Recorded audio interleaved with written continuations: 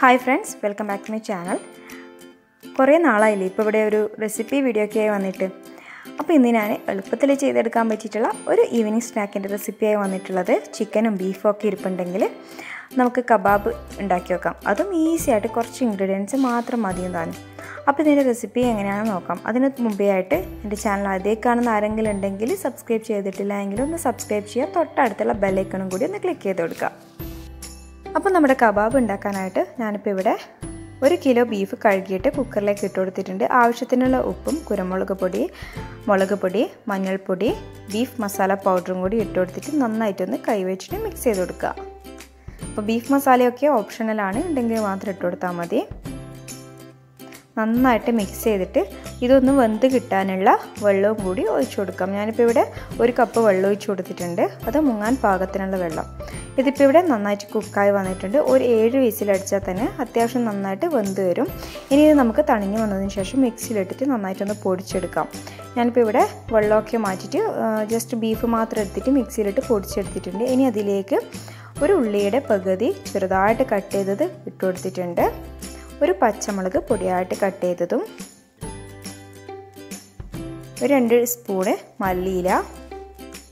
നമ്മൾ ബീഫ് വേവിക്കുന്ന സമയത്ത് ആവശ്യത്തിനുള്ള ഉപ്പും എരിവിന് വേണ്ടിയിട്ടുള്ള കുരുമുളക് പൊടിയും മുളക് പൊടിയും ഒക്കെ ചേർത്ത് കൊടുക്കുക. ഇനി നമ്മൾ പൊടികളൊന്നും ചേർത്ത് കൊടുക്കുന്നില്ല. ഇനി അതിലേക്ക് 1 സ്പൂണ് നിറയെ കോൺഫ്ലോറും 1 സ്പൂണ് നിറയെ ബ്രെഡ് ക്രംസും കൂടി ഇട്ട് കൊടുത്തിട്ട് നന്നായിട്ട് കൈവച്ചിട്ട് നല്ല ഒരു ബോൾ ഷേപ്പിൽ ആക്കി നോക്കുക ആവുന്നുണ്ടോയെന്ന്. അഥവാ അങ്ങനെ നല്ലൊരു ഷേപ്പായി കിട്ടുന്നില്ല എങ്കിൽ ഇത്തിരി നമ്മുടെ ബീഫ് വേവിച്ചെടുത്തിട്ടുണ്ടായിരുന്ന വെള്ളം കുറച്ചൊന്ന് ഒഴിച്ചു കൊടുത്താൽ മതി. ഞാനിപ്പോൾ ഇവിടെ ചീസ് ഉള്ളിൽ വെച്ചിട്ടാണ് ഇതൊന്ന് ഷേപ്പാക്കി എടുത്തിട്ടുള്ളത്. അപ്പോൾ കുറച്ച് ബീഫ് എടുത്തിട്ട് കയ്യിൽ വെച്ചിട്ട് ബോൾ പോലെ ആക്കിയെടുക്കുക. അത് നന്നായിട്ടൊന്ന് പരത്തി കൊടുത്തിട്ട് അതിനുള്ളിലേക്ക് നമ്മൾ ചീസ് സ്ലൈസ് ചെയ്ത് ചെറിയൊരു പീസ് വെച്ച് കൊടുത്തിട്ട് നമുക്ക് നല്ല ഷേപ്പാക്കിയെടുക്കാം.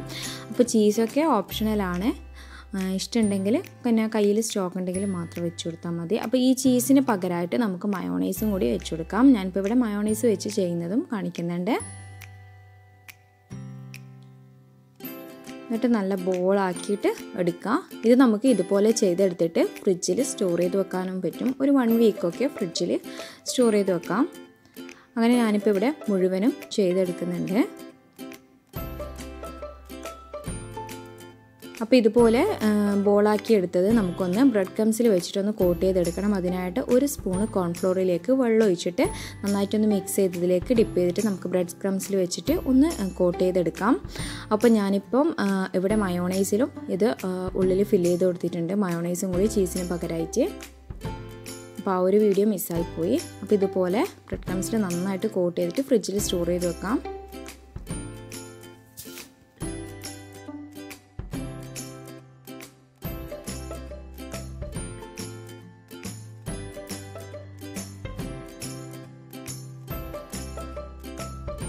അപ്പോൾ ഈ ഒരു ഷേപ്പൊക്കെ നിങ്ങളുടെ ഇഷ്ടത്തിനനുസരിച്ചിട്ട് മാറ്റം വരുത്താം.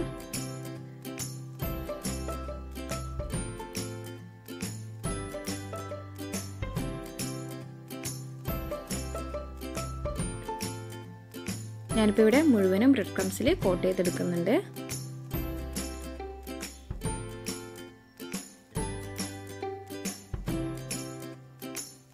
അങ്ങനെ മുഴുവൻ കബാബും ഞാനിപ്പോൾ ഇവിടെ കോട്ട് ചെയ്തെടുത്തിട്ടുണ്ട്. ഇനി ഇത് നമുക്ക് ഫ്രിഡ്ജിൽ സ്റ്റോർ ചെയ്ത് വെക്കാം.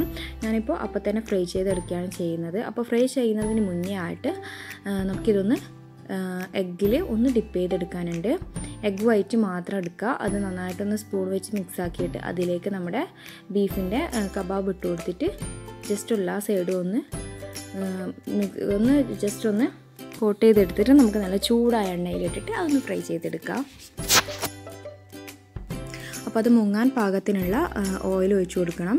എന്നാലേ എല്ലാ സൈഡും ഒരുപോലെ ഫ്രൈ ആയി കിട്ടുമല്ലോ.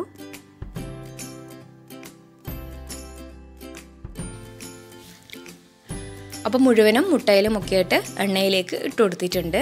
അപ്പോൾ ഒരു സൈഡ് റെഡി ആയാൽ നമുക്കൊരു സ്പൂൺ വെച്ചിട്ട് ഒന്ന് മറിച്ചിട്ട് കൊടുക്കാം.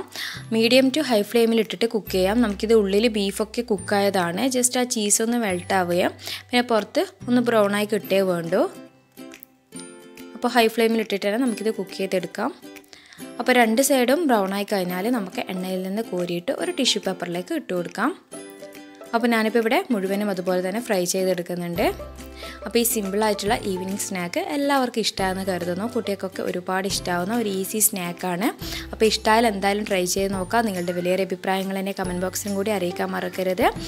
അപ്പോൾ വീഡിയോ ഇഷ്ടമായ ലൈക്ക് ചെയ്യാനും ഷെയർ ചെയ്യാനും കൂടാതെ സബ്സ്ക്രൈബ് ചെയ്യാതെ കാണുന്നവരുണ്ടെങ്കിൽ സബ്സ്ക്രൈബ് ചെയ്യാനും മറക്കരുത്. കൂടാതെ തൊട്ടടുത്തുള്ള ബെല്ലൈക്കണും കൂടി ക്ലിക്ക് ചെയ്ത് കൊടുത്താൽ ഞാനിടുന്ന പുതിയ പുതിയ വീഡിയോസ് നിങ്ങൾക്ക് നോട്ടിഫിക്കേഷൻ അയച്ച് ലഭിക്കുന്നതാണ്.